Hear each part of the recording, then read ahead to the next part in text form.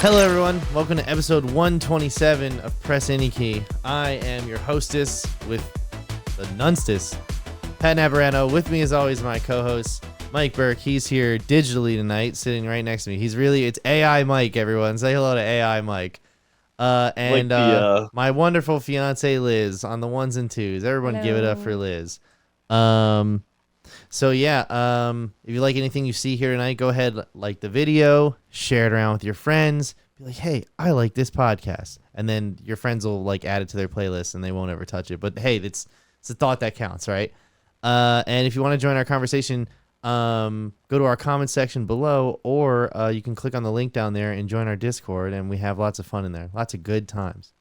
So, yeah. So how's everybody's week? Oh, by the way, Nick's not here.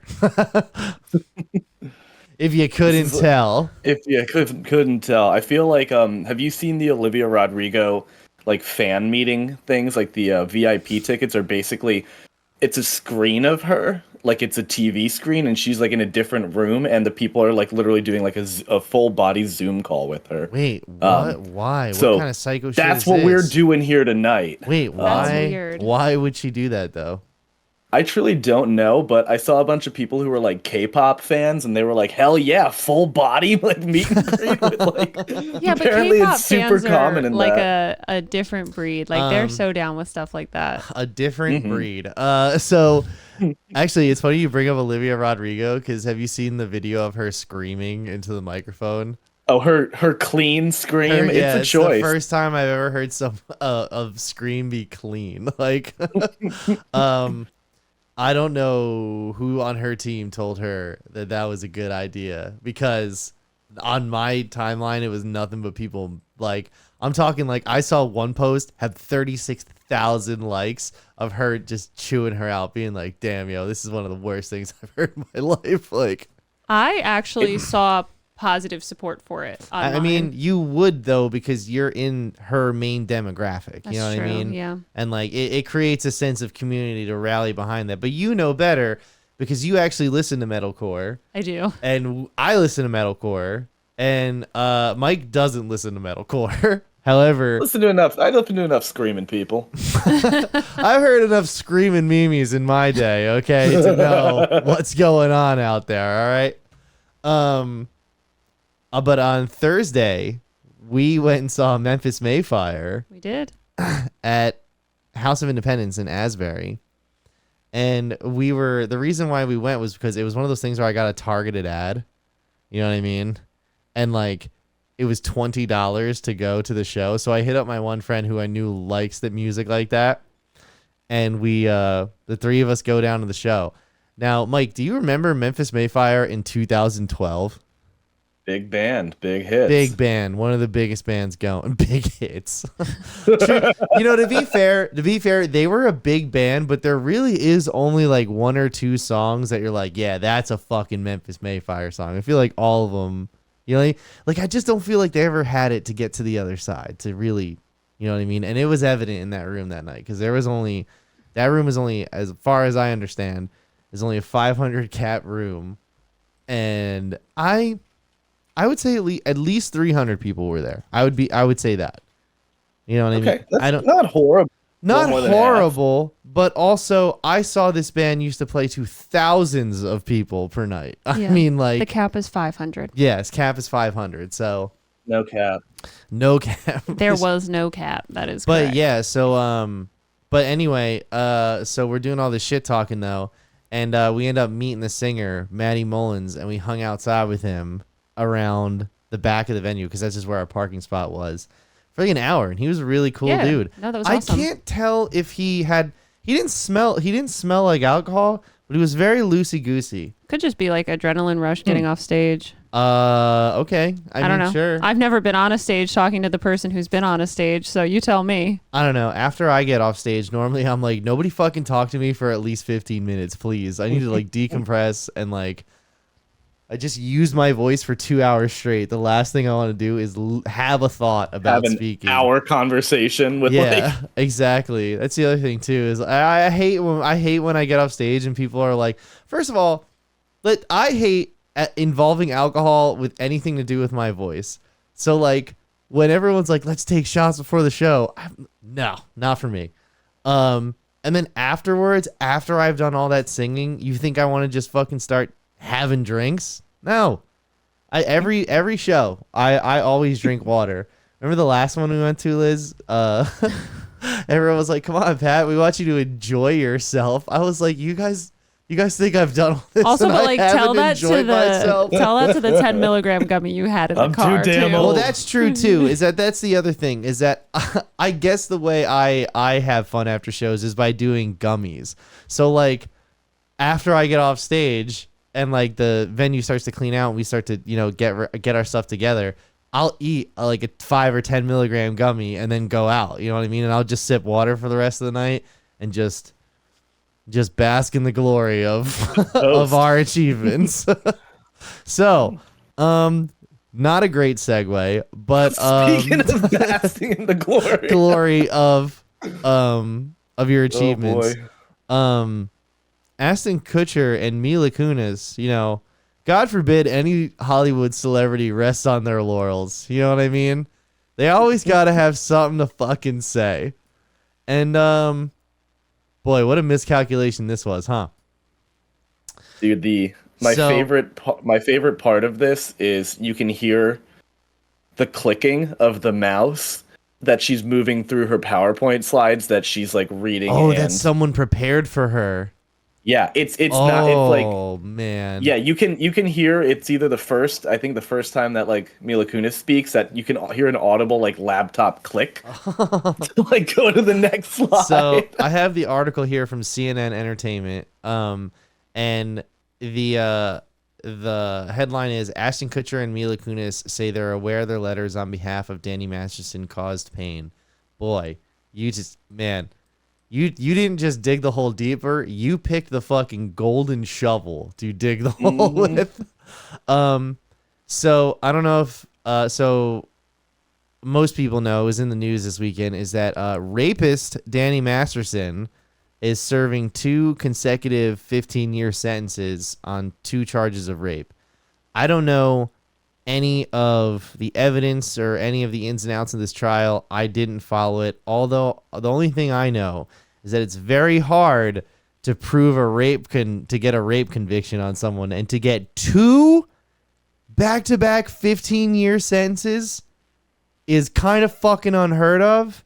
And I feel like that's what makes this so damning. You know what I mean? Like there's no question now. You know what I mean? Yeah. Like the history of these things going in the way of the person who was victimized, not historically not great. Yeah. So the fact that this went the way it did with such a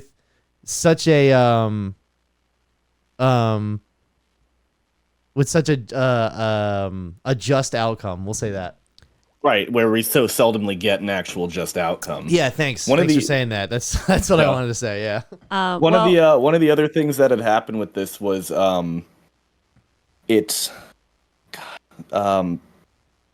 they were writing all of these letters basically like in support of him as a character of who they knew him. Yeah. And they're defending themselves. This is Ashton Kutcher and Mila Kunis defending themselves. Basically, or kind of defending themselves, basically being like, we wrote the letters of the guy we knew for 25 years, and, based off his actions or everything. I was like, not once did they condemn him or say he's done a single thing, and either or that, or, allude to the fact that, he hid behind the Church of Scientology as, protection for all this time. So yeah. But here's the thing. The show ran from 1998 until 2006. These rapes happened between 2001 and 2003. So the person that you knew was also a rapist. Yes. Yeah. Yep. So the other thing is that apparently Topher Grace would always distance himself from the rest of the cast, and so I give leniency to him. Listen, I used to watch that 70s show when it was on air, not when it did Netflix and then everyone in college watched it. So this was always shocking to me that Hyde, of all people, the chill one, was this absolute monster. And what's it called? It doesn't surprise me at all that friggin' wannabe tech billionaire Ashton Kutcher would make a move like this. I am surprised that Mila Kunis would make this, but then upon further review, she's a fucking bimbo too. So like, of course, well, she Ashton would. Kutcher Like, helps run a stop sex trafficking no, he organization. doesn't. No, not anymore. He doesn't. Not anymore. There's no way that's gonna work out. The legitimacy, I feel like, of their characters and everything that they do from now on has been thrown into question. Like, there's no doubt. Like, that's how I feel about this. So, on top of that, though, I feel like the eeriness of the video too, the like total disconnect, the fact that she's wearing either little to no makeup and he's like just dressed in like a t-shirt with like 5 o'clock shadow and kind of messed up hair. You know what I mean? Like, it's very like, all right, let's try to appeal to the lowest common denominator type of vibe. You know what I mean? Hey, we're people too, and we make mistakes. It's like, no, that wasn't a mistake. Like, you thought people weren't going to see this. And the linchpin here is that these letters were sent after he was convicted. So these letters were sent to the judge upon sentencing in hopes to get a more lenient sentence. So the deal was already sealed as far as Danny Masterson's fate was concerned. Yeah, he was convicted. Yeah, it was how much time was he going to serve? And that's when these letters came in. So who are the other letters? Because apparently there's like 50 people advocated for his leniency, and the other two were Deborah, Joe Rupp, yep, and Red Foreman. Red Foreman. But also, if he's in the Church of Scientology, I assume that a lot of those letters are from other members. Oh, yeah. But I also, well, first of all, I don't even want to invite Scientology into this conversation because that's just an energy we don't need. Number one. Number two, though, I agree that Church Scientology is very powerful. Like, so don't you guys find it kind of hilarious that, like, all these major news medias or outlets and they're only relatively mentioning Scientology, or they're not mentioning it at all because they don't want to fucking invoke that wrath. They know what comes with that. They don't want that smoke. Like, so that's what's happening here, you know? So let's just focus on what this one guy did, you know? I saw on Twitter that people were like, oh, they definitely wanted them to sit in front of, you know how they have like that wooden slat background behind them? Mm-hmm. They were like, oh, find somewhere that looks like, you know, like you're a normal average person. Somebody on Twitter was like, well, I pulled up like, you know, the pictures of their home and their property, and that's like a accent wall in front of a massive, beautiful pool and lawn that like is just like they walked in front of it so they could look like they were in front of like, you know, a cheap barn kind of thing. I saw a tweet that was like, I've seen this before, and it was somebody that you used to know background wall. Like, I was wondering where I saw those people that. But that's also the wall that they've used in other videos when they're speaking out about other stuff. So this wall makes a big debut. Real quick though, what's what was their whole justification for this, just to stay on track, is that they were saying they were writing letters to be a character witness of the person that they know, not the monster he became. But they never specify that last part. And even then, I still think that after you knew he was convicted, I don't know. Because a part of me is like, hey man, they were friends for 25. It's like, yeah, but once you find out your friend's a monster, like, you're not friends with them anymore. Because then what does that say about you? You know what I mean? Yeah, I mean, it's not easy. By any point, like, yeah, you know, life I'm not is complicated. Life is complicated, right, Mike? I mean, you're black and white. You're a fucking digital AI now, and like even you know that life is complicated. I've gained sentience, you know. I'm learning every day. AI Mike is currently learning emotions. God, even if you know what, I'm not even gonna float that idea. Let's just keep moving on. Yeah, so this was of emotionless men. So so I guess the question is for everybody out there, what do you guys think of this absolute fucking madhouse of a situation? Like, can you even go back and watch that 70s show now that you know that they're monsters? You know what I mean? I can't even watch The Ranch, and I loved that show. Oh, that was the other thing. When he got kicked off the ranch after the allegations, Ashton Kutcher petitioned the studio to keep him on. Yeah, I'm not surprised. They killed him in a motorcycle accident. if I were to be completely fair, if you're friends with somebody for 25 years and it's just allegations at that point, you probably still have your boys back. That's forgiven. However, once you have a conviction, though, you know what I mean, and you've seen all the trial and you've been following it, which I'm sure they have, like, you know what I mean? Yeah. Yeah. So It's just about if you're gonna apologize correctly. Don't do like whatever this is. I don't want to get into the nuance of what someone would define as a correct apology. I personally think that a forced apology is apology born out of insincerity, therefore making it even more disrespectful. So, like, that's what I'm saying. Like do it or don't. Oh yeah, shit or get off the pot, pretty much, right? Mm-hmm. Well, and don't bathe your kids. Well, Ashton Kutcher and Mila Kunis, and don't bathe your kids.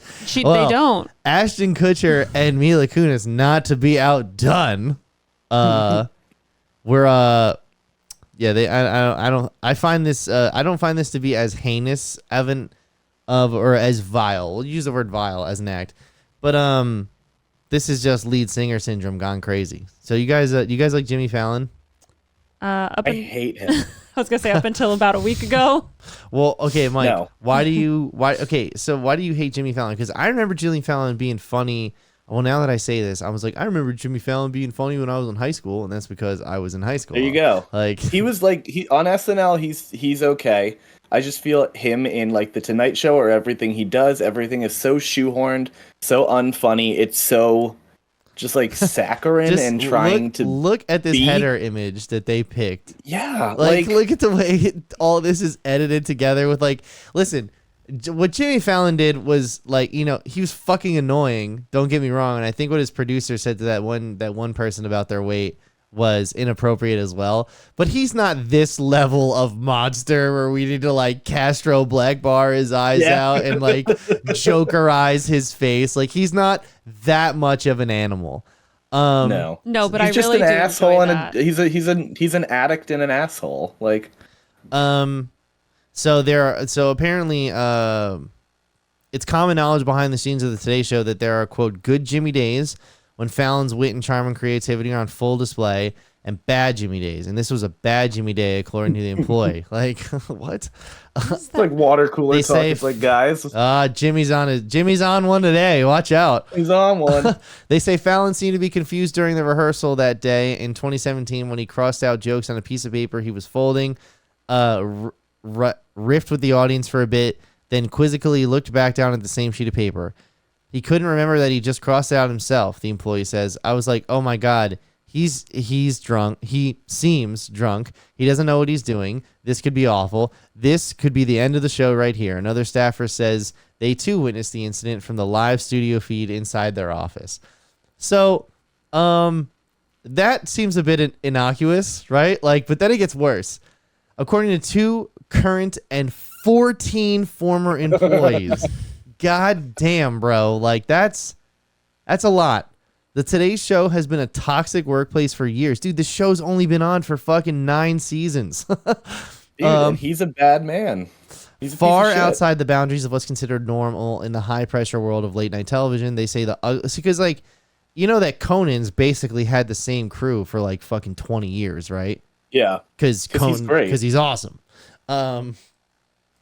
They say the ugly environment behind the scenes starts at the top of Fallon's erratic behavior and has trickled down to its ever-changing leadership teams. 9 showrunners in the past 9 years. That is not good by any metric. I talked to our TV guy there, Mike, and he told me that is catastrophically bad to have a new showrunner every season. Oh, yeah. Who seemingly don't know how to say no to Jimmy. Former employees described the Tonight Show as a tense and, quote, pretty glum atmosphere, with some alleging they were belittled and intimidated by their bosses, including Fallon himself. Employees described being afraid of Fallon's, quote, outbursts and unexpected, inconsistent behavior. Many of these staffers voiced their concerns through HR complaints, but problems at the Tonight Show persisted. This is right here. This is that part of the cult documentary where the abuse starts and it stops being fun.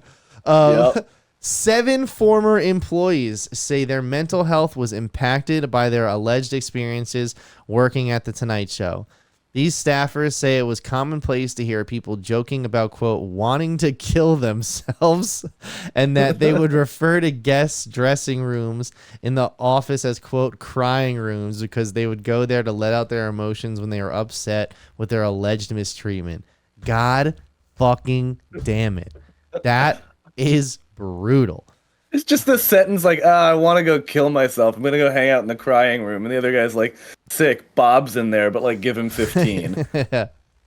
I booked the crying room for 15 minutes at 3, so like don't be in there. You look at Please everybody's don't- please Outlook don't run over. calendar. I put this on the calendar, everyone. I'm crying at 3, okay? I'm having a good wail, so don't even come near the door. Killing myself at 4. I'm throwing myself out of the Radio City building. The former staffers woke up to, quote, to Rolling Stone requested anonymity out of fear of retaliation. Well, I mean, what's retaliation? Like, come on. They worked in a range of positions on the show, from production crew members to office staffers and in the show's writer's room. Many of the former staffers say they left the show because of their mental health. Some say they were fired from the Tonight Show. But like, all right, it's a bummer because it was my dream job, one former employee says. Writing for late night is a lot of people's dream jobs, and they were coming into this and it becomes a nightmare very quickly. It's sad that it's like that, especially knowing that it doesn't have to be that way. I mean, that's true. I feel like today's main demographic, you were like, hey, what if the Tonight Show came on 20 minutes later and everybody, took a lap after we finished setting up the gear? You know what I mean? Like, like I think the demographic, okay, yeah, labor rights, right? I just think these things are about like the person in charge and the demographic they set and like the atmosphere of the show that they're setting, and it's just consistently, I mean, like you said, like 9 showrunners, 9 years. Like Jimmy Fallon does not set up a healthy, fun environment to work for, and you're kind of like, ah, shit, like, yeah, I really want to do this. I really want to be in this business. Like, maybe I wait it out, maybe he gets replaced, and then I get to write for the next dude or the next woman or whomever, but you're just like, fuck, man, I got to deal with this asshole. This is also the same guy who, like, during one of the mass shootings that we have in this country, which I get is not a great sentence to say, he comes out and he goes, I don't know how to raise 2 daughters in this country, letting her know this violence goes on and we allowed to have it. And yet, like, 15 minutes later, he's got whoever on, like, giggling the whole way through the bit, like something like, and then you ate the Oreos, like, something like that, like, he's like, this is not a stable individual. After reaching out to representatives for Fallon and NBC, Rolling Stone reached out to an additional 30 current and former staffers. While many of them praised Fallon's immense talent and comedic gifts, not a single one agreed to speak on the record or had positive things to say about working on The Tonight Show. Nor would any of the 9 program showrunners since 2014 comment about the program's namesake on the record. They wouldn't even give statements of support, as it is common in the entertainment industry. Yeah, those are called NDAs, and that's why you ain't getting any information. Nah, so instead of, they're not even like, look, like, it had its ups and downs. They were like, but overall I had a great experience. They were just like, literally no comment. Yeah, they're like, I'm not going to say anything. Yeah, I still throw knives at a dartboard because of that show, so we're not going to talk about it here. Representatives for Fallon would not comment on the record for this story. After this report published, however, Fallon apologized to staffers in an all-hands Zoom call. Quote, it's embarrassing and I feel so bad, Fallon said, according to 2 people who said they were on the call. Sorry if I embarrassed you and your family and friends. I feel so bad I can't even tell you. So here's the thing, though. This I buy. Like, I buy the sincerity in this because he didn't fucking do a social media thing. He didn't, like, have his agents make a statement. NBC didn't say anything, right? Or NBC. Yeah, NBC didn't say anything. He did it, and he did it to the people that it mattered to do it to. You know what I mean? Yeah. I get that. Like, come on. Like, is that not what an apology is supposed to be? It's not supposed to be like, sorry, Twitter, I got caught. Yes. It's supposed to be, I fucked up. I see the error of my ways. I apologize. I hope we can fix things and move forward. That's what it's supposed to be. You shouldn't apologize unless you have the intention of like correcting the wrong in some way. Like in this aspect, if you're just like, sorry, I'm an asshole, like that doesn't do anything. If you're just going to continue like perpetuate this environment and this type of like work, Yeah. then like you can keep your apology. I really don't care. Okay, fair enough. Fair enough. I don't know. Maybe I've had a change of heart recently. I don't know. I've become softer now. Yeah. So this was the other article I found.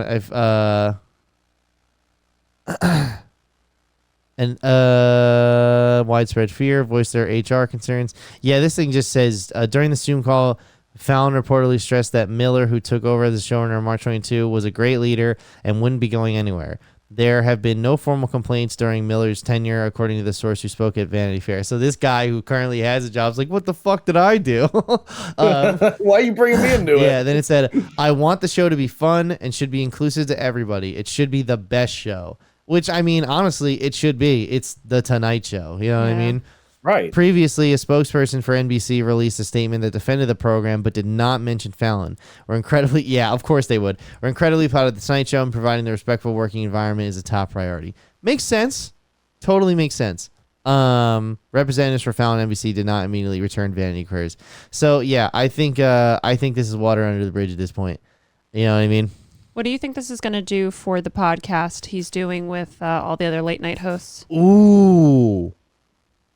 Unless all the episodes are already recorded. I know that they probably do have a lot of pre-recorded Probably stuff. have quite a lot of banked episodes. I don't know. I don't know. I really don't. I don't think it's gonna change anything. You don't really. think?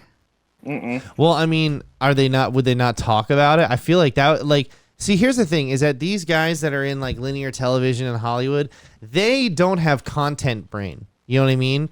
Because they know everything that they're going to do is at least going to be to some audience due to the network's like reach. You know what I mean? Right. Whereas like if some shit went down like this between a bunch of podcasters and they all had a podcast together, the first thing that they would all text each other is like, all right, so we're definitely asking Mike about the elephant, right? You know what I mean? Like it'd be like, this episode's going to get so many views. You know what I mean? Like they have, these guys don't have content. And so I would assume maybe that they would not, that would not happen. No, and they can't because it's called Strike Force 5. And if they get rid of them, there's only 4 and now it's just a lie. Yeah, but they're not getting and rid you can't rebrand it. They can't rebrand. These other 4 major late night show hosts cannot rebrand their podcast. Listen, only one of us here has been on late night before, okay?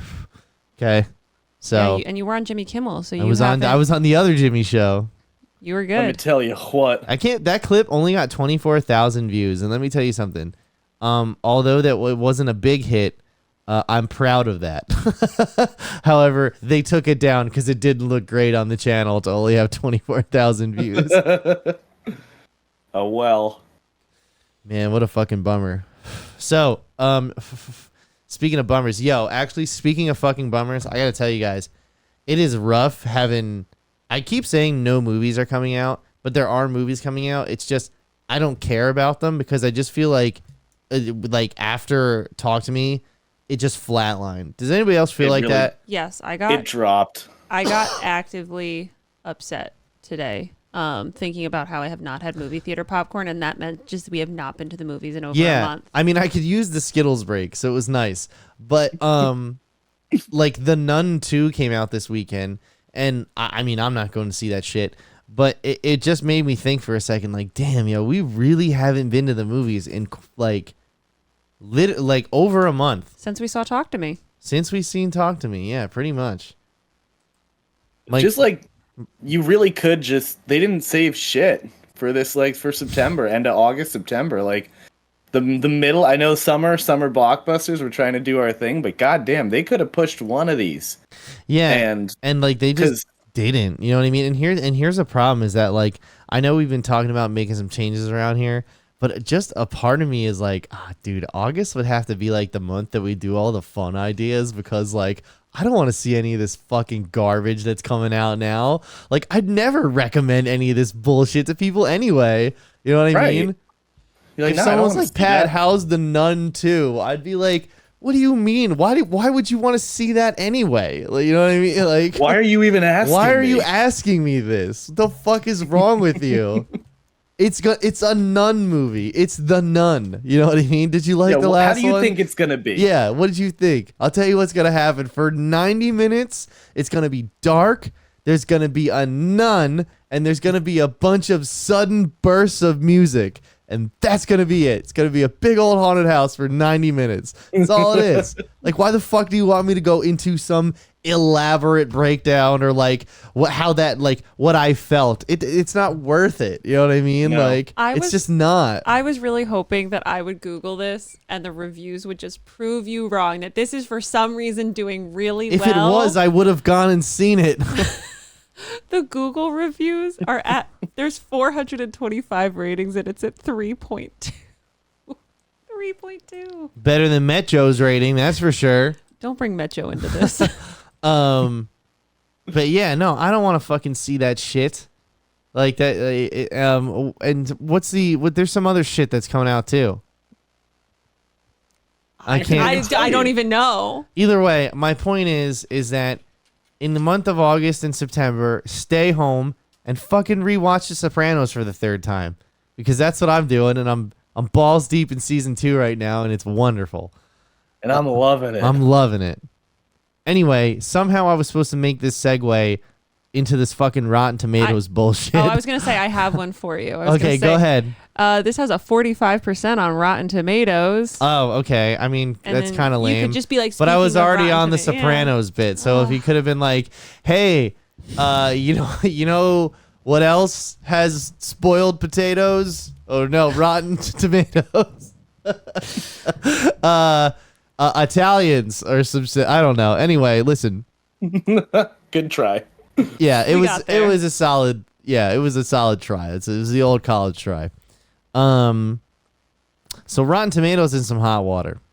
Man, dude, we are the fucking tattletales this week, you guys. We're like, listen to this shit that everybody got into. We're coming out. So, this article comes from Vulture, and Vulture did some investigative journalism and found out that a movie publicity company called Bunker 15 is going around inflating the reviews of Rotten Tomatoes movies. Now, there was a lot of instant reactions to this around the internet, and I guess I'm assuming you guys could assume what the number one was, right? I think, Liz, would you know what that is? Ooh, I don't. What do you answer confidently? Yes or no? No, I do not know. Mike, what do you think it was? What do you think everyone's first reaction was? Was it about another movie that got rated too high? I mean, you're being very specific, but the overall general consensus was, oh, of course. Yeah, no shit. And, like, of course you can manipulate it. It's one of those things where, like, there's some major takeaways from this story, and we can get into the nitty gritty of it. But basically, what was happening is this movie, specifically this movie Ophelia, a feminist retelling of Hamlet, starring Daisy Ridley. Critics who had seen the early screenings had published 13 reviews, and 7 of them were negative, which translated to a total score of 46% of an on Rotten Tomatoes. I mean, like, what 1% higher than The Nun too. So you know it's quality. Yeah. A disappointing outcome for a prestige aspirations and no domestic distributor. But just because the tomato meter says a little tighter rotten, scoring below 60%, it doesn't need to stay that way. So Bunker 15 went to work. While most PR companies aim to get the attention of critics from top publications, Bunker 15 takes a more bottom-up approach, recruiting obscure, often self-published critics who are nevertheless part of the pool tracked by Rotten Tomatoes. So they purposefully go in and they find the inconsequential ones, and they bring them in and they pay them to write good reviews. Not a great idea. In another break from standard practice, several critics say that Bunker 15 pays them $50 or more for each review. These payments are not typically disclosed, and Rotten Tomatoes says it prohibits reviewing based on financial incentive. It says that, but there's no way they can enforce that. Number one. No. And number two, the other thing here is that, like, once again, there is some nuance here that I think should be looked at as far as, first of all, there's two ways to calculate Rotten Tomatoes scores, I think, or at least to interpret them. Number one is, this is the type of movie that it is, be it a crime movie, a romance, a comedy, a superhero movie. And this score indicates how successful it was at being that type of movie. You know what I mean? Mm-hmm. That's one way to interpret it. The other way I think to interpret it is, out of the critics that have seen this movie, this is the percentage of them that found it enjoyable. So, like, The Flash got 60-something%. So 60-something% of the critics said that The Flash was baseline enjoyable. Or that they liked it at the very least. That's what they did and didn't like. But that's the way I always interpret it. There's two ways to go about it. I'd say it's like both, did they like it and would they recommend it? Because, like, their job as a critic is basically to either tell you, yes, you should see it, or yes, you should, or no, you shouldn't see it. Yeah, and I think every critic has a different pair of shoes that they step into. Like, I know the way I like to do it is I look at a movie and I say, did this accomplish everything that it set out to do? At least in my opinion. That's how I review a movie. I know there's another critic on another podcast that I have guested on twice, handful of times, who, when he reviews a movie, the way he does it is he puts himself into the shoes of somebody he thinks that would like this movie, and did it do the things that he thinks people who likes these movies would like. I'm a little more selfish than that.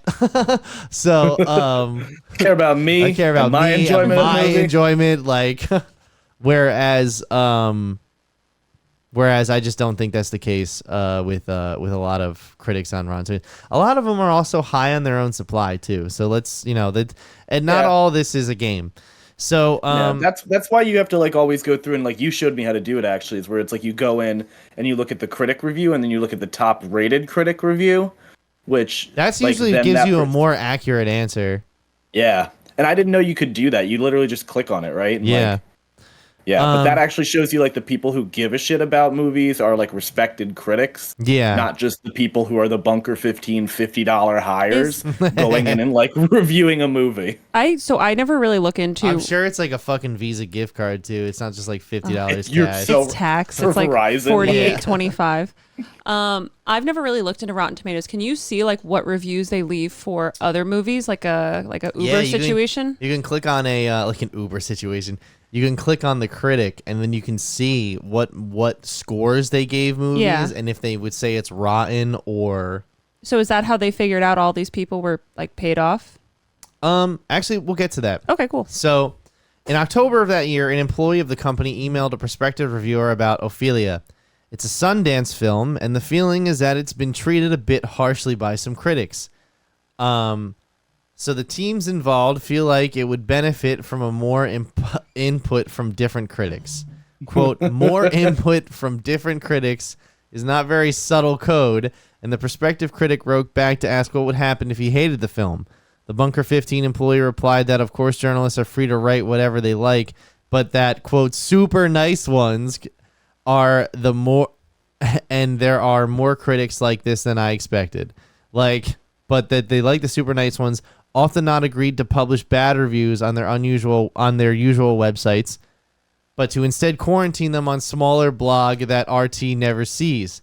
I think it's a very cool thing to do. I think that's a very cool, hip thing to do. If done right, the trick would help ensure that Rotten Tomatoes logged only positive reviews and not the negative ones. Damn, so they were taking... So, do you guys know how Rotten Tomatoes works? I want to explain this to everybody so we all get it. Go for it. Liz, if you want to write down the time code for this, because this is very important. Rotten Tomatoes does not review the movies. A bunch of critics from different publications, YouTube channels, blogs, TikToks, Instagrams, anything that they legitimizes them as a voice in the movie space, leaves their review on Rotten Tomatoes. That's what they do. They leave their review, they say if it's positive or negative, and what would they score it out of 10, and that gets them on the site. So to sit there and always say crazy shit like, oh, the Rotten Tomatoes critics are at it again, just means that you didn't baseline understand the situation. The second thing you got to understand is this. Number one, the general sentiment is true. Of course, this was going to happen because understand that Hollywood is still hyper-capitalist corporate America, and if there is a system to game, they're going to try and game it. And Rotten Tomatoes is a flawed system. It is. There's no way to verify who's on the other end of that. You know what I mean? I get that they do their best, but ultimately you can't know. It's the internet. Anonymity is forever on the internet. It's also set up that way that, you just go and you're looking at an aggregate score. You're not looking at these people liked it, this demographic liked it. It doesn't break down things like any more specifically than audience and critic. No, I get. You know what? Yeah, I agree with that. But I think the thing is like, it was never supposed to be something that you know what the problem was dependency. You know what I mean? It holds too much weight now. It's like the human feature creep. You know what I mean? Where it's like over time things just become a part of life. And I remember a decade ago, you could check Rotten Tomatoes and look at a review. And I remember I said to my dad, he wanted to go see that fucking movie with Robert De Niro and Sylvester Stallone and Kevin Hart. It was about them. Expendables? No, it was about them boxing. Kevin Hart wasn't in the Expendables. Are you fucking kidding me? I said that before you did. Are you fucking kidding me? Irresponsible? Grudge Match? Grudge Match, yes. Yeah, that's so it. if I'm not mistaken, I'm pretty sure Grudge Match has a 25% on Rotten Tomatoes, if I'm not 31 31 right now. Okay. All right. This came out in 2013. Yes, I remember it was 11% of top critics. Yeah, dude, because it was a bunch of bullshit. It came out December 25th. Yeah, okay. So it was definitely over the Christmas holiday, and it was snowy as fuck outside because my dad dragged me to this movie. And he was like, I want to see that movie. And I was like, Dad, it didn't get good reviews. And his response was, I don't care what the critics say.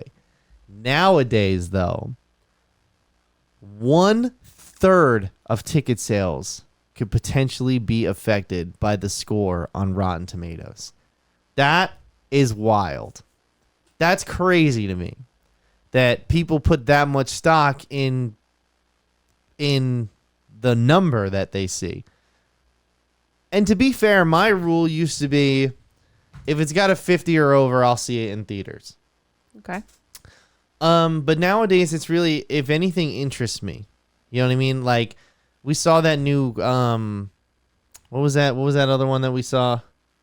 There's been a lot. We need to be more Give me specific. Give me a hint. I'm in all the horror movies. I'm directing this one. Patrick Wilson, Insidious 5. Yeah, that's the one. Yeah. Yeah.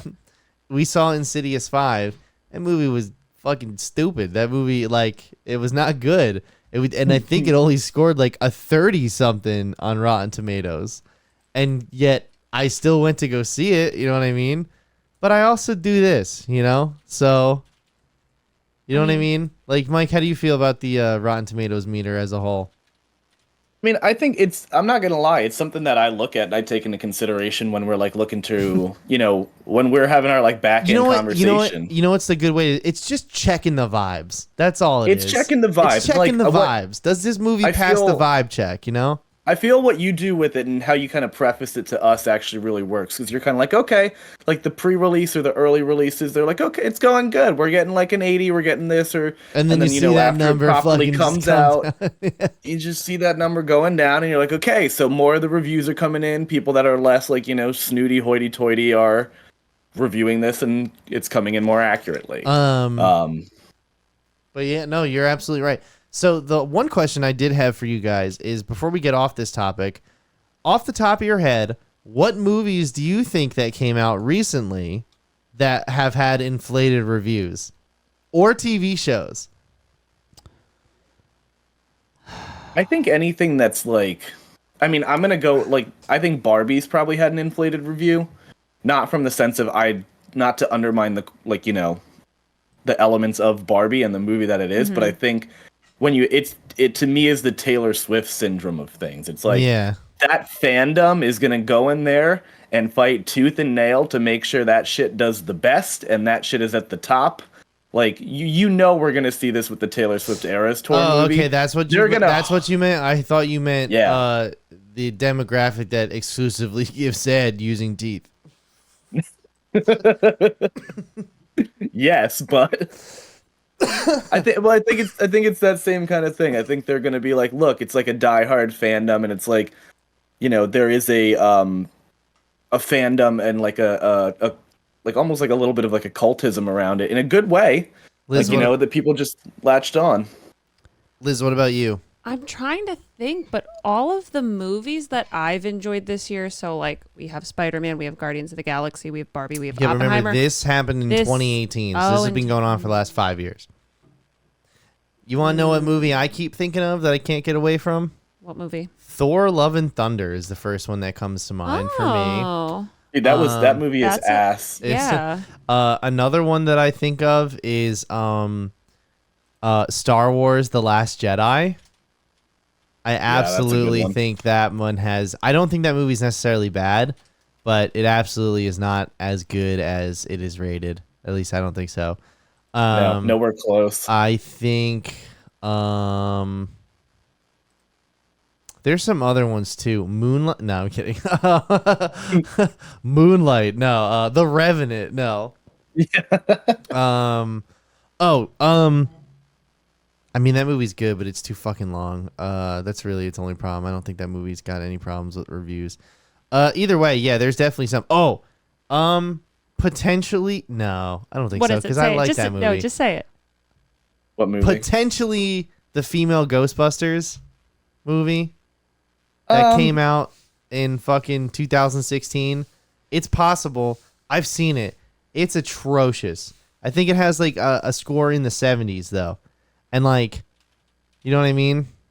It's a bad movie. I feel like it's also a balancing act because I feel like if you score a movie too high with your bots, people are going to be like, wait a fucking minute. You know what I mean? Like, that's going to get a closer look. Whereas like if it's in the 60s or 70s, it's still positive, but it's like, okay, so it's not great, but. Yeah, it has a 74%. Yeah, exactly. So So that's my point is that like, do you think, is it super botting or is it just like, let's give it a little bump? Let's just make sure it's a little red right there. I think we're gonna see. I think we're really gonna see this coming out more. Like more studios are gonna like either. I'm not gonna say admit to doing it, but you're gonna see some whistleblowing. Oh yeah, for sure. I hope so. Do you think this ever goes in like the opposite direction? Like, do you think there's like review bombing? Like, you know how you just use the term, right? Like, yeah. Well, so when I think about it, I see it. Does on, this thing I just said and have a name exist? Yes, but I mean, I see it usually in the context of like people reviewing businesses. Do you think other studios are review bombing other movies? Sure, if we want to take it that far, but like, I mean, just in general, like, do you think people are like, I hated this movie and I want to watch it fail? Whether it's studios, whether it's whoever, I don't know. There's people that are way too online. Have you been on the internet at all? Not really. Ever? No, not at all. Liz. Everything gets review bombed with like that. Anything that's slightly Starfield got review bombed. Last of Us got review bombed. Yes. Diablo 4 had a 10 and it got review bombed to a 0.4. Okay, so you're naming video games. Yeah. We think we'll start seeing it more for movies? What do you mean? It already happened. Miss Marvel was the fucking tip of the spear. They had to implement a whole new verification system for people. Like, you had to verify that you saw the movie before you could leave a review. Miss Marvel, Captain Marvel was the first one. That was 2019. Mm-hmm. That was like the first big one. Last Jedi, that truthfully I don't think was a review bombing. I think that was more people were very upset about that movie. Whereas Captain Marvel, I think, just said something about like, I want this to be inclusive, but she also said it in a pretty cynical tone that did not land well. So that stirred up the sweaties, and It's They sweat. 79%, but the audience score with over 100,000 ratings is Yep. 45%. Yeah, I That knew is it. 100. There I you remember go. the last time I saw it was around like 39%, but that was also in like 2019. So, it's totally No, fun. didn't you watch it again on a plane recently? Yeah, but I don't think that movie's bad. I think that movie got review bombed because Brie Larson said some shit that a bunch of fucking insecure dudes on the internet didn't like. That's all that happened. Like, That's all that happened. and don't get me wrong, I agree with what Brie Larson said, but I also agree with the idea that she could have said it in a better way. That's and I think if she is a person that grows like everybody else over time, she would say that as well. So that's where I'm gonna leave that. But yeah, this has happened time and time again. What's it called? But as far as studios review bombing other studios' movies, that is some Snyder fan territory we will not dip into. However, I would not be surprised if the idea wasn't floated around a boardroom. Okay. I agree. Is what I would say. And then the other thing I would just like wrap all this up in a bow is just that don't think for a second that this isn't going to continue to happen, because it will. This isn't the end. Yeah. It's just you need to listen. There are a couple critics on the internet for video games and movies that I trust their perspective on things, but I also disagree with some things. That Skill Up is my favorite video game reviewer of all time. I don't make a purchase unless he makes a video on it. However, I didn't like his Last of Us video. I don't agree with a single thing he says about that video. About that video game. Not that video game. However, I still watched it and I appreciated his input, to hear the opposite perspective. You know what I mean? Like, you want to find somebody who's well-rounded, not somebody that's always feeding you the same fucking garbage, Yeah. And then go based upon that. You know what I mean? Don't just look at a number on a screen and be like, well, this is good. Well, the number, I don't think the number should be the quality. It should be the vibes. That's what we're gonna do from now on. It's the vibes. It's the vibes. It's like, all right, they're vibing on this one. Is this vibe rotten? 46% of them are vibing on this one. Is that So this is becoming a not vibe strong check vibes? podcast. What if we started a movie review website that was just How are the vibes?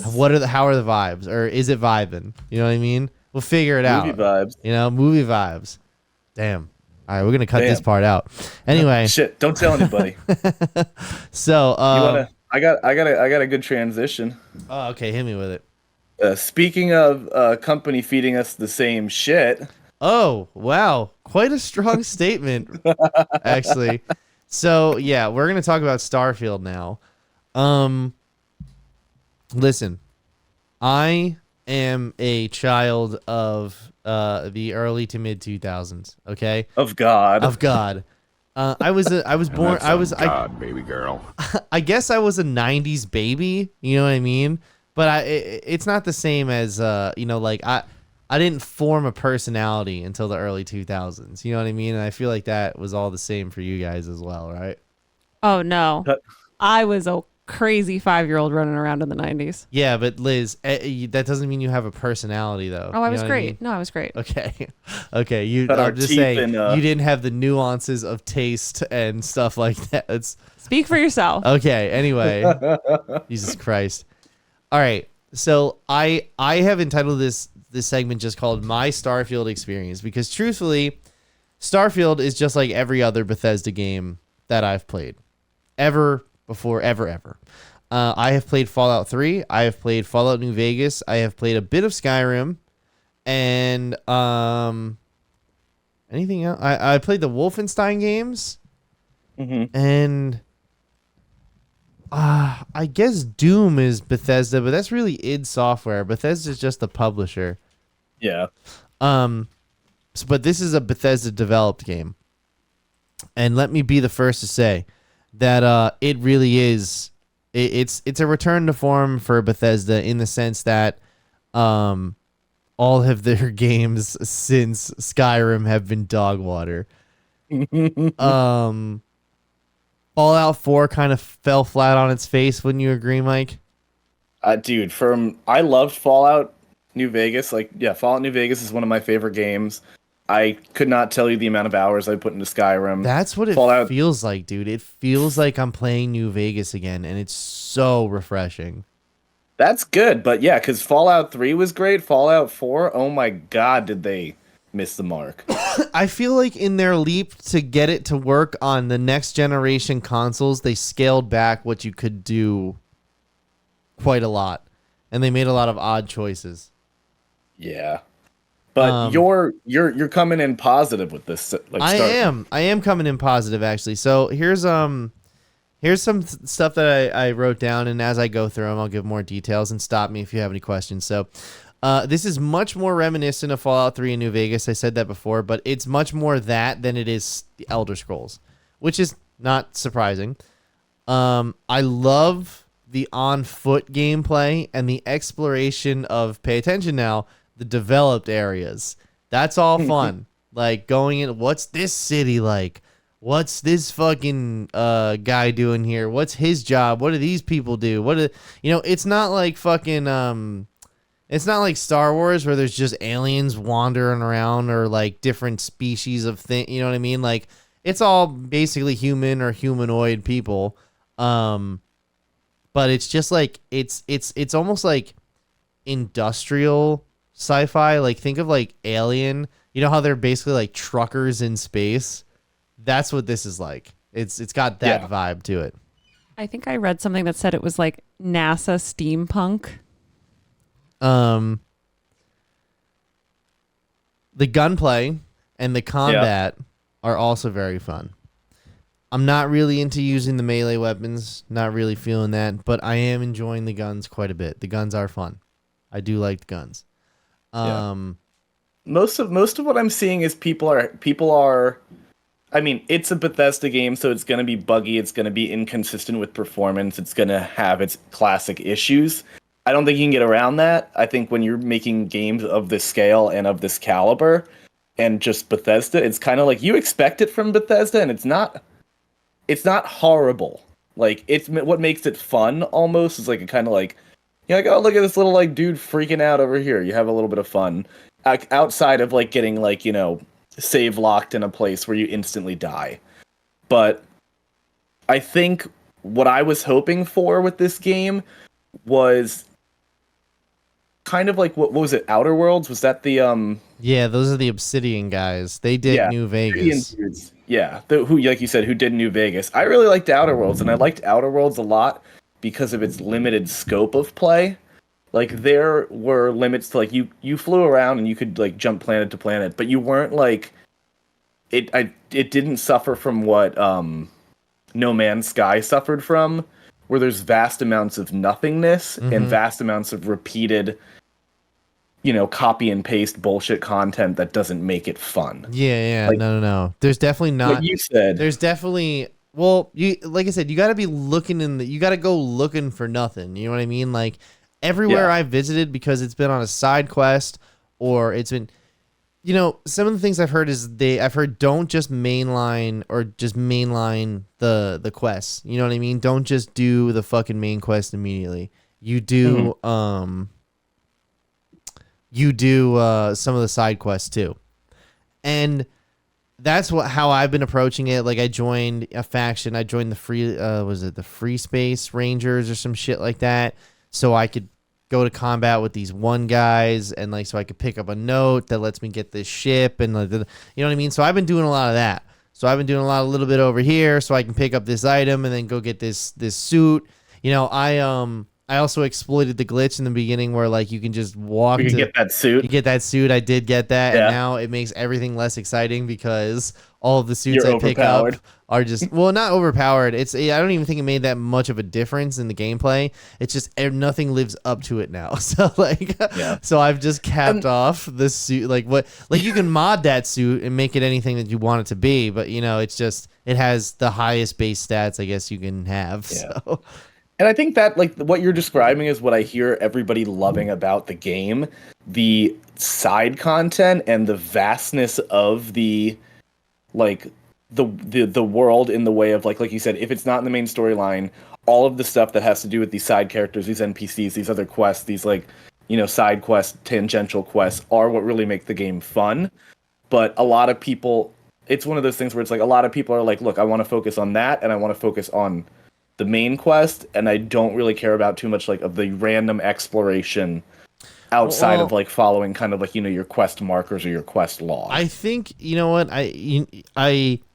sure, it's possible, but I think a lot of the reason why I'm jumping off the main quest is because it's boring as fuck. Like, so, I'll just, what's it called? I'll go ahead and I'll get to that, but I'll go ahead and read more of this list. Performance. The frames are all over the place. It's between the 40s, and I get as high as like I saw 166 the other day, in depending on the area. So at one time I had frame drops so crazy it went down to like 4 FPS. Not like that guy. Not like that guy that put 20,000 potatoes in his ship. Yeah. Or like that guy that put sandwiches all over his ship and then took off. And it just almost crashed his game. Love it. Usually more crowded city streets are more taxing, while the indoors and like space travel are nice and smooth, which makes sense. It never dips below 50. I mean, below 40. Sorry. I've never seen it get that low. Or I've only seen it as low as like 48, 45. So then I'm currently running a combat persuasion style of play. So like I pretty much like try and like talk my way through things, and if not, then I have to shoot my way through things. There's nothing more exciting than persuading your way through failing something. a persuasion check. Yeah. I mean that does hurt. But what I like about this is the upgrade systems. Actually, this is a great segue into that. Is that so I can put more points, like I unlocked the persuasion talent, so now I have access to persuasion. I can put more points into persuasion specifically, right? So I can get to the point where I can just persuade my way through any conversation, or auto persuade is always filled up, so I can just hold R and just get what I want immediately. You know what I mean? Yeah. Or I can put like points into specifically ballistic weapons, so all the guns like they do 10%, 20%, 30%. Now they do 50% more damage. Doesn't matter what gun you're holding. You know what I mean?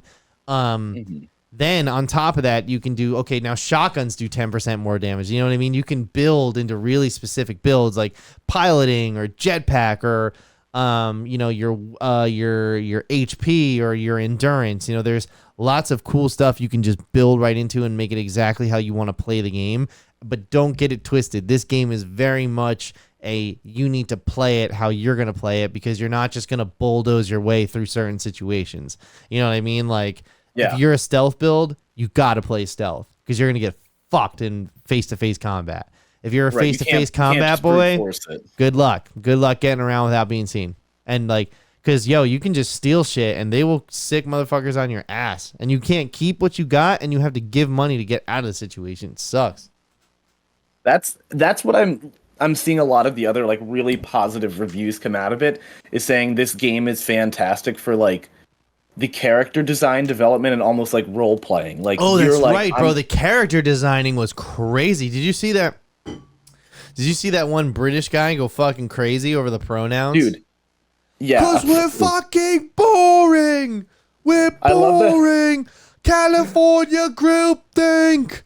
Oh, like he was losing his shit. I love that everyone was getting a little pissy because they were like, oh, you're getting this guy canceled just for this? And it's like, nah, this dude threw a baby tantrum and got made fun of. I was like, no, what are you canceling him? He's, and like it's just like he's got one of those fucking clickbait, like, oh, the you know what I mean? He basically like he runs the YouTube form of a plantation. You know what I mean? Like that's pretty much what it comes down to. Like, and that was, he saw a chance to fucking, content brain. He saw a chance to farm some views, and turns out he went hyper viral. I do love his British accent though, and I do love the fucking the outrage notes he hits. You know what I mean? When somebody's screaming, because we're boring. I don't know. I think that's the amusing part, not necessarily this guy going off what he's going off the rails. So let's see what's next on my list here. Okay, so the companion system is fun. I enjoy that you can either pick to be an introvert or an extrovert, where if you're an extrovert and you choose to have a companion, you get buffed. Where if you're an introvert and you have a companion, you don't get the buffs. If you go it alone, you get buffed. So it's really like, what are you into? The AI system is good though. You know, your AI buddy can carry stuff for you. You can trade you can equip them with stuff. They're great in combat because they aggro a lot of the shit for you. So you can just, go somewhere and just pick people off with a rifle. But yeah, I love the AI companion system. It's fun. I feel like it's a good addition to gameplay. What do you think of with this game being on Game Pass now? Oh, dude, that's the best part about this shit is that because I would have never got this if it wasn't on Game Pass. Not that I think it's a bad game. I just don't think it's as great as everyone was hoping it for it to be. Because let's be honest, the reviews are mixed, but they are mixed positive. You know what I mean? Like, this is no indication of a bad game, I don't think. But I would say that it's indication of a game that did not live up to the hype. You know what I mean?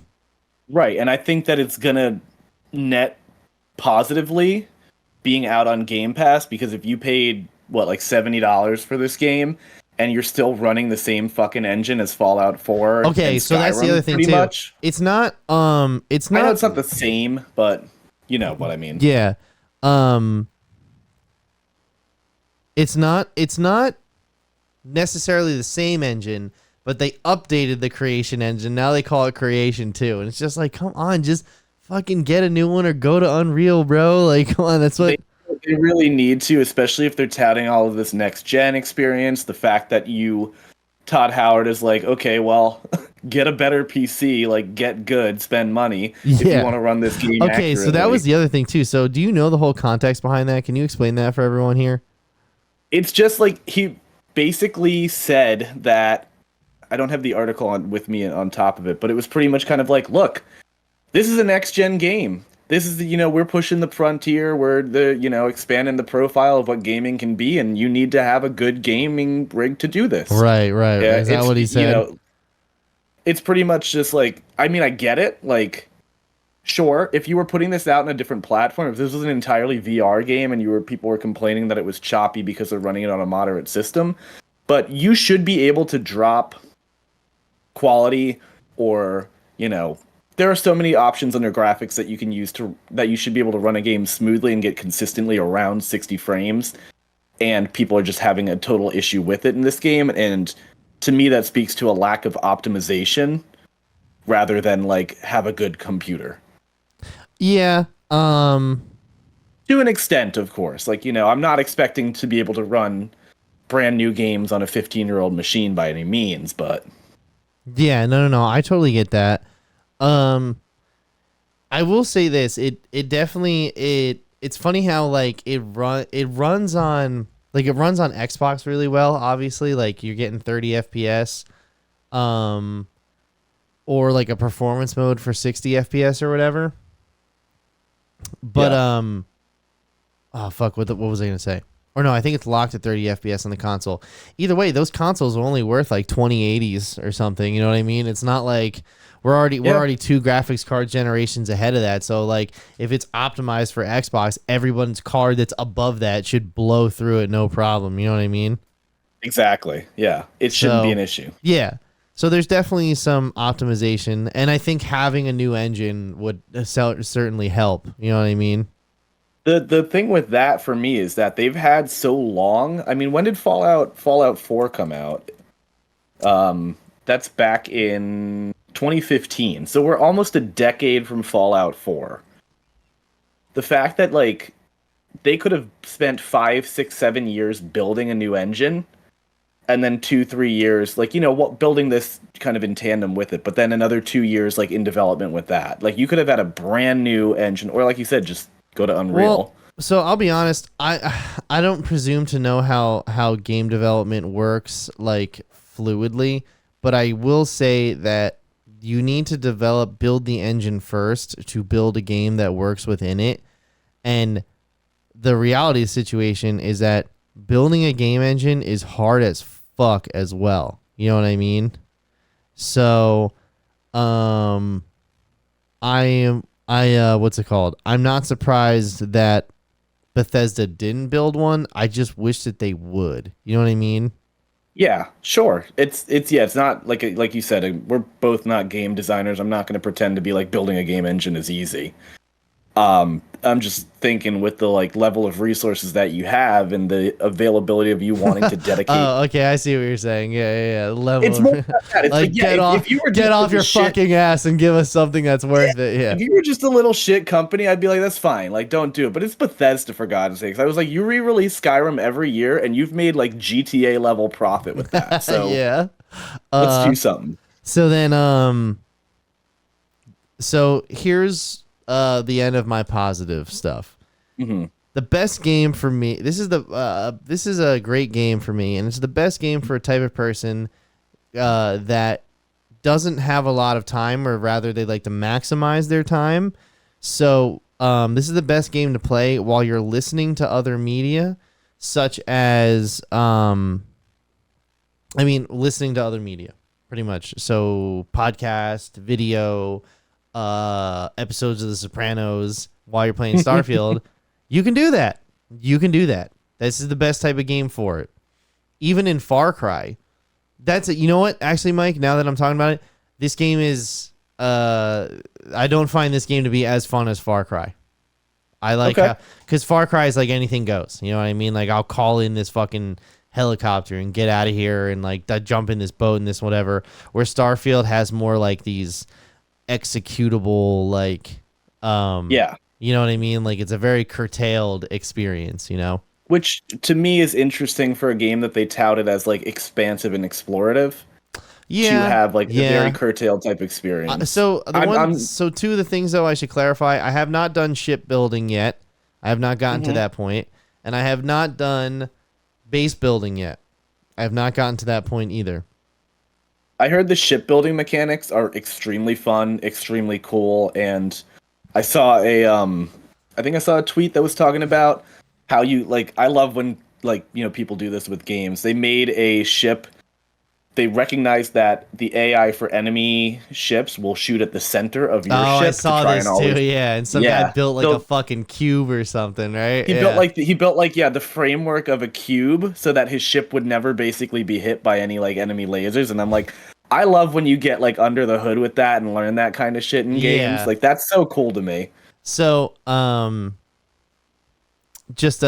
so the base building thing is that I've heard some people have gotten their bases to a point where they're getting 60,000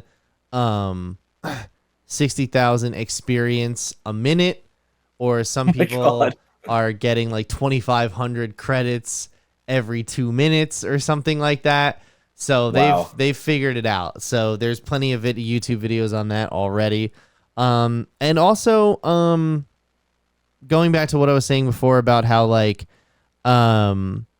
I just feel like this is an open world game, but it's a very Bethesda curtailed experience. Specifically, space travel I find to be wonderful because it's not really like you have to.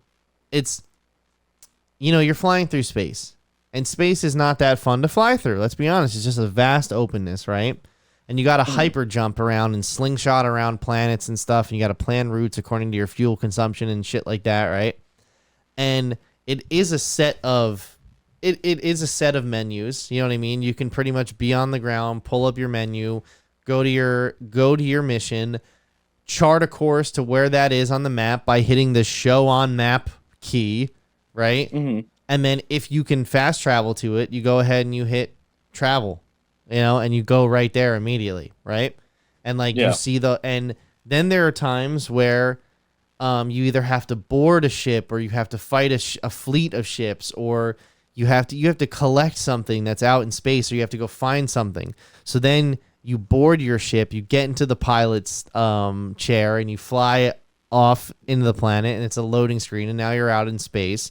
And once you're out of space, you got to put stuff into your grav drive and like boot up and stuff. So there is some stuff to space travel, but it's not like let's get in this ship and fly off the planet and meet. It's not like GTA of space. You know what I mean? Yeah, which I don't think you need. That's what you know. What do you call it? No Man's Sky did. Yeah. You could get in and you can fly right off of it. Yeah. Whereas this I enjoy more, and also because since the loading time, since all of the process is not necessary, it's just I can devote a little bit more attention to whatever I'm watching, and what I'm doing on the screen is inconsequential. You know what I mean? So this section I have here is called kind of negatives, but not enough to keep me from playing. Number one, story is garbo. I don't care about a single story or characters. And running off the back of that, dude, the facial animations are inexcusable. They also stole some of the camera angles right from other games. I like for instance, the Outer Worlds where it like zooms in and it's like you're having a face-to-face conversation with someone, as opposed to like Fallout, where like it would like be someone would just like turn their head and look at you. You know what I mean? Also, there is zero cinematic presentation. Like get it together, Bethesda. Like I think that for games that are supposed to be, you know, when you think of a game like God of War, and I get it's a different game, right? I get it's a totally different game. You know, and actually, let's not do God of War. You think of something like old school Warcraft or like the old World of Warcraft expansions. Remember seeing those CG trailers for games that you fucking just clicked? You know what I mean? And like use WA like with an isometric view. You know what I mean? Yeah. Like that. Seeing that those cinematics and presented like that is what got you hype and what gave that game that prestige. You know, it had that level of wine and dine me. Yeah, it had that level of quality. It set your expectations. It helped your imagination expand into what the veracity of such an environment could be like.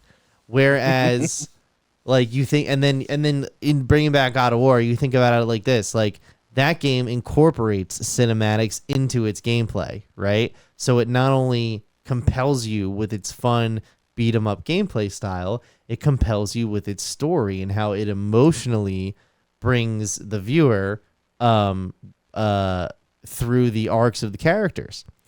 This game, I can't do any of those things because there is zero cinematic presentation. It's like a lot of the time, like, wow, they had to work on this cutscene for a really long time. Whereas with like Starfield, I'm like, did you think they spent more than 5 minutes on this? Like, what the fuck?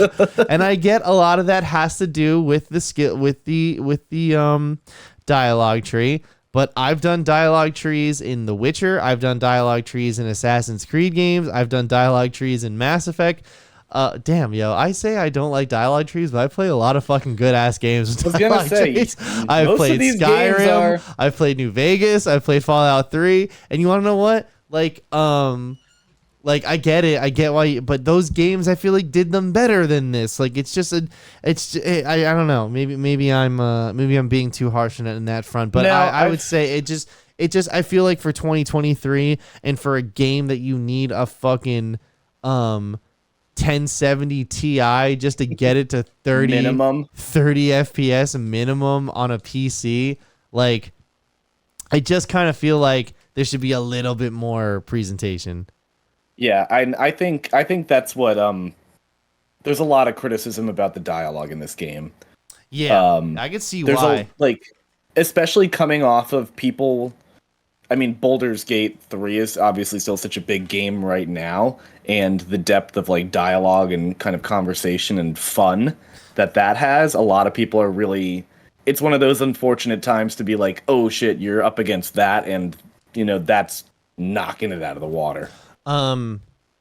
When there's a time when you're gonna be home a lot, wink. I'm getting Baldur's Gate 3, so we should definitely do a campaign. Oh yeah, I'm gonna play that. I really want to. Yeah, when I'm done with the musical, I want to, and then when I have some time. Okay. So here's what I'll say, just to wrap this all up. Overall, I'd give this a solid 8 out of 10. I can see myself sinking a lot of time into it over the next couple weeks and throughout the holidays. And it's something to do while you throw on a TV show or a podcast or binge an entire playlist of YouTube videos specific to horror content. because it's spooky season, motherfuckers, and that's what we do in this house. So, but yeah, so that's what I'd say. So the vibes are good? The vibes are good. It passes the vibe check for sure. Yeah. Vibes are good. It's a positive vibe. You know what I mean? Not a negative vibe. We don't want negative vibes. Amazing. I love it. Okay. All right. Clip of the week. Sure. Oh yeah, it's the clip of the week. Oh, it's the clip of the week. It's the clip of the week. All right. Oh, buddy. Mike, Where you are like we? Ren fairs, right? Been to one or two. Let's do it.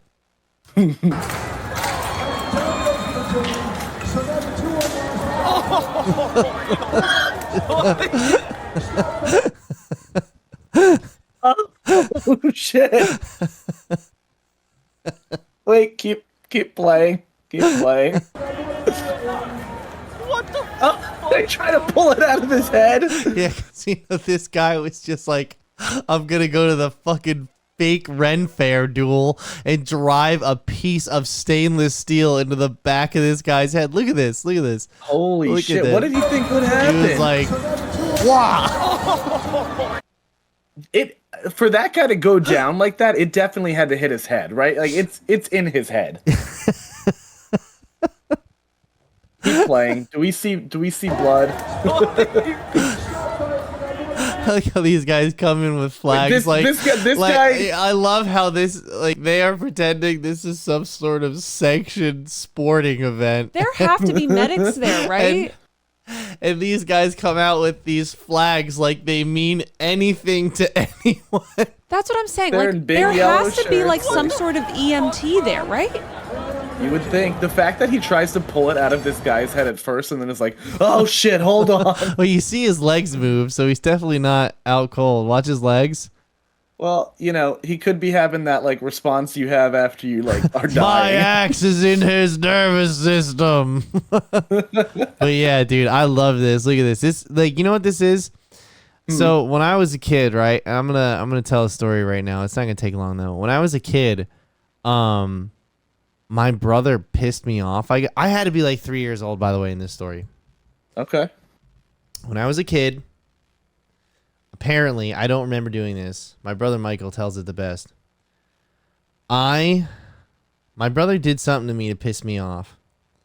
And I took a fucking Thomas the Tank Engine Lionel. On brand. Like a Thomas On the Tank brand is Engine right. Lionel, like an O gauge train. If anybody is familiar with model trains, it's a big motherfucker, especially in 96 or whatever this was. And he turned around and he turned around to like play video games or whatever after fucking, you know, chewing me out over something.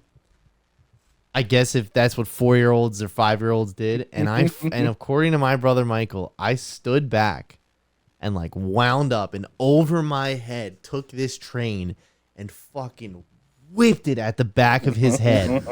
And he had to get stitches. I fucking nailed him so hard. Yeah, no shit. And this video invokes that same energy. Like, just like it's just little brother energy right now, trying to get in on the big kid fight. And like, he just comes in and craters this guy. Like, the wind up too, the confident wind up. And like, dude, the fucking targeting system on this Terminator kid that's in like, wow, look at that. Hold on, let's see. Can I get a zoom in on that? Can I get in on there? Oh my god. Yeah, dude, that's fucking wild. And he goes down.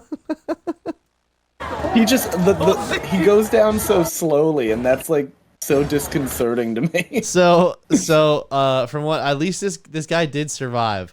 However, I believe he only had like some bruising on the back of his neck and like the base of his head, and I believe he was fine. Like, So I believe that's no the story. spinal cord No, damage. no. But it's not a good life. Yeah, he's got an axe embedded in the back of his fucking skull for the rest of his life. So he got the full experience, though. You know what I mean? Like, if you're listen, God. if you're LARPing as a medieval knight, it has to be understood that, like, if more than, I would say, like 2/3 of those guys died in combat. and not like a cool warrior's death. No. Like you got run on by the fucking flagpole, and now it's in your sternum, and you're just screaming, dying, bleeding out, and nobody's gonna mercy kill you. Like not a good life. And then there's other guys who, even though they only got cut here and there, and they like went home, they still died of infection later on. So yeah. I guess my point here is just like, you know, this is your end game. You know what do you think? No, not everyone goes home from the fight, my guy, and you just happen to be the one that caught the axe in the head this time. Hey man, not everybody's lucky every day. That's true, man. Survival of the fittest out there. It really is. And that guy was not the fittest. He should not ever have turned his back on his opponent like that. You know? You're blaming him. Hey man, all's fair in love and war, and all I'm saying is that you don't turn your back on the guy who's got something to prove and has a battle axe. You know? He's out here to win the title, Mike. He's not out here taking this fucking bullshit. To prove. Okay, all right. Jesus. Oh, that's funny. Well, with that said, thank you very much for tuning into this week's episode of Press Any Key. And we will see you next week for I don't even know what's happening. I have no idea what's going on. Yeah, I thought you said a murder mystery, and I was like, okay, if we could put that together in a week, sure. Like, all right, fine, we'll do it. All right, cool. All right, we'll see everybody next week. Goodbye.